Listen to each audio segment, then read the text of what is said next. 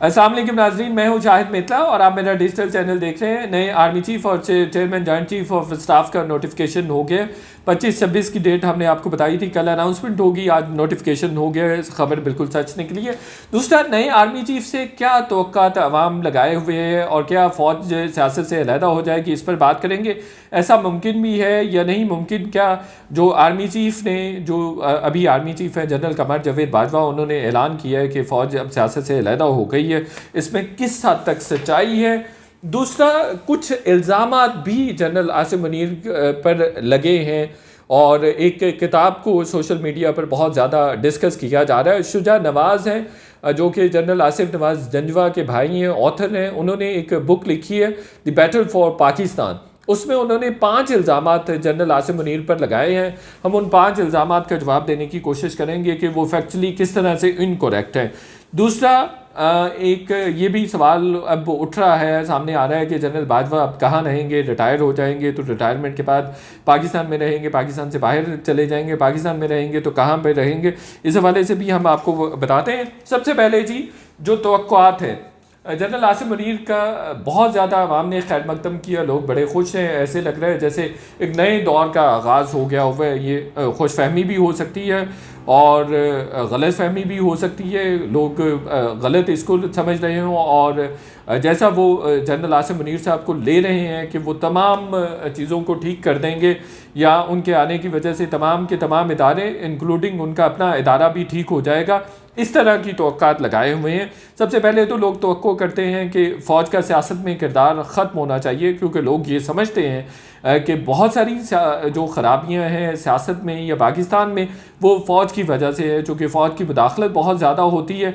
तो इस वजह से वो तमाम की तमाम ख़राबियाँ हैं और जमहूरी अमल को मुकम्मल नहीं होने देती फ़ौज, और सियासतदानों को बनाती है, उनको फैलाती है और उनको एक तरह से कल्टीवेट करती है, जो कि फिर डिलीवर नहीं कर पाते और फिर 2-4 साल के बाद उनकी हुकूमत को, डेमोक्रेटिक प्रोसेस को स्कटल कर दिया जाता है, जिसकी वजह से अवाम अल्टीमेटली सफ़र करती है, चूँकि वो डिलीवर ही नहीं कर पाते।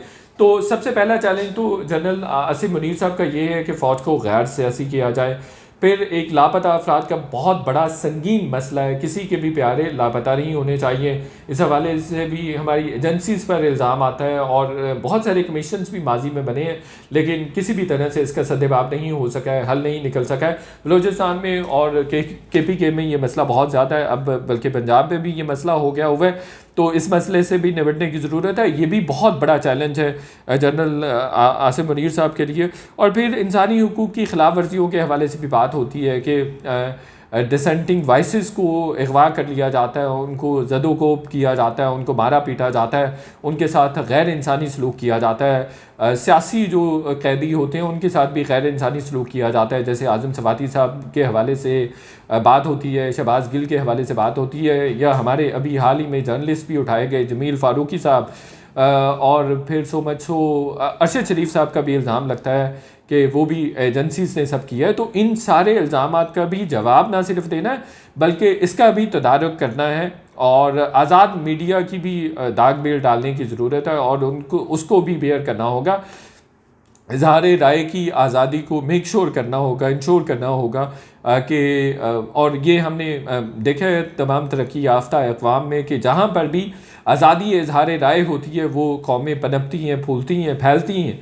और आप फ़िनलैंड की मिसाल ले लीजिए, वहाँ डेमोक्रेसी भी पहले नंबर पर है, चूँकि वहाँ पे जो इज़हार राय की आज़ादी है उसमें फ़िनलैंड पहले नंबर पर है, स्वीडन है पहले नंबर पर है, और वहाँ तमाम के तमाम सिस्टम जो हैं वो बहुत ज़बरदस्त काम करते हैं। तमाम की तमाम जो मशीनरी होती है, रियासत की, स्टेट की मशीनरी होती है, वो बड़ा ज़बरदस्त काम करती है। शेंजन स्टेट्स ले लीजिए, स्कैंडिनेवियन स्टेट्स ले लीजिए, वहाँ पर चूँकि इज़हार राय की आज़ादी है तो तमाम की तमाम जो हुकूमती आर्गन्स होते हैं वो बड़ा ज़बरदस्त काम करते हैं, स्टेट के ऑर्गन्स होते हैं वो ज़बरदस्त काम करते हैं। अच्छा, क्या पॉसिबल है कि ये तमाम चीज़ें हो सकेंगी?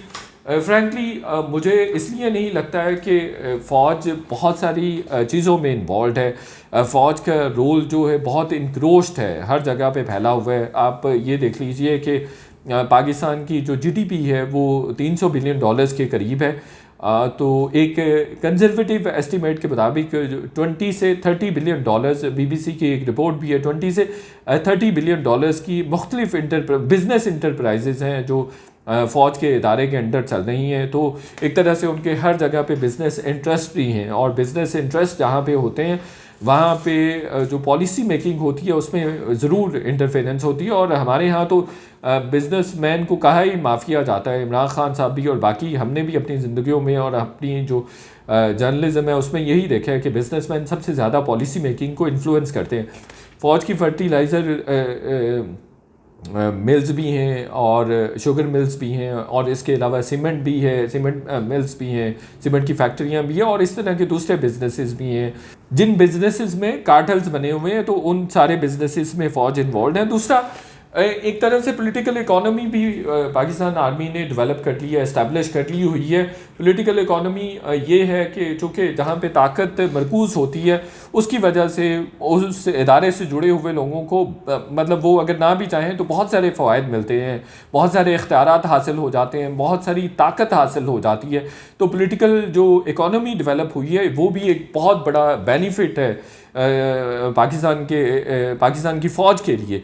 तो उस पॉलिटिकल इकोनॉमी की वजह से जो बहुत सारे बेनिफिट्स मिलते हैं फ़ौज के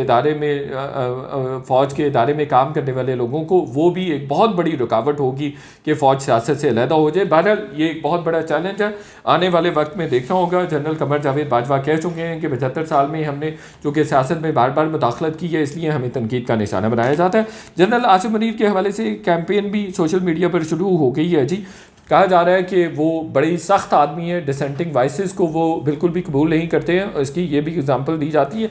5 चीज़ें बताई गई हैं जी। शुजा नवाज़ साहब जो कि ex army chief general Asif Nawaz Janjua के भाई हैं, वो ऑथर हैं और बड़ा ज़बरदस्त लिखते हैं। उनकी एक बुक है द बैटल फॉर पाकिस्तान, उसमें उन्होंने 5 इल्ज़ामात लगाए हैं जनरल आसिफ मुनीर साहब के हवाले से। उन्होंने कहा एक तो सिविलियन मैटर्स में बहुत ज़्यादा मुदाखलत करते हैं, दूसरा नवाज शरीफ को 2019 में जेल भी इन्होंने भेजा था, और फिर NGOs को जो 2018 में निकाला गया था पाकिस्तान से वो भी इन्हीं की वजह से हुआ था। और इख्तलाफ राय जो पहली बात हो गई है, इख्तलाफ राय को बिल्कुल भी बर्दाश्त नहीं करते। यूएस और पाकिस्तान के दरमियान टेंशन्स थी, वो कह रहे हैं, तो उसमें भी ये बिल्कुल क्लूलेस थे कि किस तरह से करना है। और हम वैसे एक बात इसका भी जवाब देंगे कि जनरल आसिफ मुनीर को DGISI से हटाया क्यों गया था। हमारे पास बड़ी एक्सक्लूसिव डिटेल्स मौजूद है, लेकिन इस वक्त हम आपके साथ नहीं शेयर करेंगे, लेकिन थोड़ी सी कुछ शेयर मालूमात की जा सकती हैं। अच्छा, सबसे पहले तो ये है कि जी सिविलियन मैटर्स के हवाले से मुदाखलत कभी भी हमने जनरल आसिफ मुनीर का नहीं सुना है कि वो सिविलियन मैटर्स में इन्वॉल्व होते हैं या वो करते हैं। दूसरा, इस किताब में ये कहा गया कि नवाज शरीफ को जुलाई 2019 में जेल में डाला गया था। वो जुलाई 2019 में नहीं उनको डाला गया था, उनको जुलाई 2018 में डाला गया था। उस वक्त जनरल आसिफ मुनीर DGISI नहीं थे। NGOs को जब निकाला गया था तो NGOs को पाकिस्तान से निकालने का अमल 2016 में चौधरी निसार साहब ने शुरू कर दिया था। तो उस वक्त ये DGISI तो ये अक्टूबर 2018 में बने हैं, और 2018 नवंबर में उन्होंने चार्ज लिया था, और जून 2019 तक ये DGISI रहे थे। तो जो NGOs को पाकिस्तान से निकाला गया था उसकी एक बहुत बड़ी वजह जो इस्टेब्लिशमेंट का 15-20 साल का मंसूबा था कि इमरान खान साहब को हुकूमत में रखना है, उसकी भी बुनियादी तौर पर वजह इमरान खान साहब ही थे। इमरान खान साहब की वजह से ही वो तमाम जो NGOs थी उनको निकाला गया था, ताकि अगर किसी किस्म की सियासी इख्तलाफ राय को कुचला जाता है, मीडिया को कुचला जाता है, या मीडिया में डिसेंटिंग वॉइसेस को कुचला जाता है, तो वो ये जो तंजीमें हैं या NGOs हैं ये किसी किस्म की आवाज़ ना उठा सकें। तो ये भी फैक्चुअली इनकरेक्ट बात है। और वो जो US टेंशन्स के हवाले से ये बिल्कुल एक अहम बात है कि जो उन्होंने की है। मैं इसको इस तरह से लेता हूँ कि उस वक्त जब ये DGISI थे जनरल आसिफ मुनीर साहब, उस वक्त जो ISI थी वो 2 हिस्सों में डिवाइड हो गई थी, चूँकि इनके नीचे DGC जनरल फैज़ हमीद भी काम कर रहे थे। तो 2 हिस्सों में डिवाइड हो गई थी। अफ़गानिस्तान के हवाले से, फॉरेन पॉलिसी के हवाले से एक हिस्सा, एक फैक्शन ISI के ये कह रहा था कि हमें तालिबान को डिलीवर करना चाहिए, दूसरा ये कह रहा था कि हमें तालिबान को डिलीवर नहीं करना चाहिए अभी। तो जो हिस्सा कह रहा था, जो फैक्शन कह रहा था हमें तालिबान को इस वक्त अमेरिका को टेबल पर डिलीवर नहीं करना चाहिए, उसको लीड कर रहे थे जनरल आसिम मुनीर साहब। जो फैक्शन ISI का ये कह रहा था कि हमें टेबल पर तालिबान को डिलीवर कर देना चाहिए, वो जनरल फैज़ हमीद साहब का फैक्शन था। और मैं बताऊं कि ये भी एक वजह थी कि जनरल आसिम मुनीर साहब को बतौर DG ISI हटाया गया था। इसकी मेरे पास बहुत एक्सक्लूसिव डिटेल्स मौजूद हैं, जहाँ पे वो एक कोट होती है स्टोरी कि उन्होंने प्राइम मिनिस्टर इमरान खान साहब को बताया था कि आपकी वाइफ और SN जमील गुज्जर और आपकी वाइफ की दोस्त फराह गोगी ने PC में स्वीट लिया हुआ है PC लाहौर में, और वहाँ पे वो पैसे वगैरह पकड़ते हैं, कमीशन और किक बैक्स वगैरह लेते हैं। वो बात भी दुरुस्त है, लेकिन जनरल आसिम मुनीर साहब को हटाने में कहीं ना कहीं आलमी इन्फ्लुएंस भी इन्वॉल्व था। इसकी मेरे पास बहुत ही एक्सक्लूसिव डिटेल्स मौजूद हैं जो कि पूरे पाकिस्तान में 3-4 लोगों को ही मालूम होगी, या इससे थोड़े बहुत ज़्यादा लोग होंगे, तो वो मैं अभी इस वक्त नहीं कर सकता। बहरहाल ये तमाम इल्ज़ाम थे जिसका मैंने जवाब दिया। फिर एक इल्ज़ाम उन पर यह भी लगता है कि उन्होंने शौकत अजीज़ सिद्दीकी को इसी बुक में इल्ज़ाम लगाया गया कि जो जस्टिस शौकत अजीज़ सिद्दीकी हैं उनको भी हटाने में अहम किरदार अदा किया था। तो उन्होंने ख़ुद ही इस बात की तरदीद कर दी है कि मुझे जो XDG ISI थे जनरल फैज़ हमीद साहब, उन्होंने हटवाया था और उन्होंने वही मेरे पास आए थे। तो ये तमाम इल्ज़ाम लगे थे। अच्छा, जनरल कमर जावेद बाजवा साहब जी, उनका UAE में घर भी बन गया हुआ है और ये भी बताया जा रहा है कि लंदन में भी उनका घर है।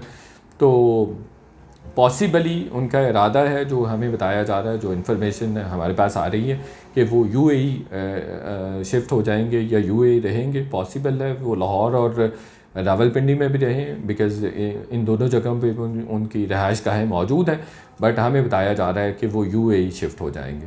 तो ये था जी आज का वीलॉग देखने का बहुत शुक्रिया। दोस्तों के साथ भी शेयर कीजिए और चैनल को ज़रूर सब्सक्राइब कीजिए।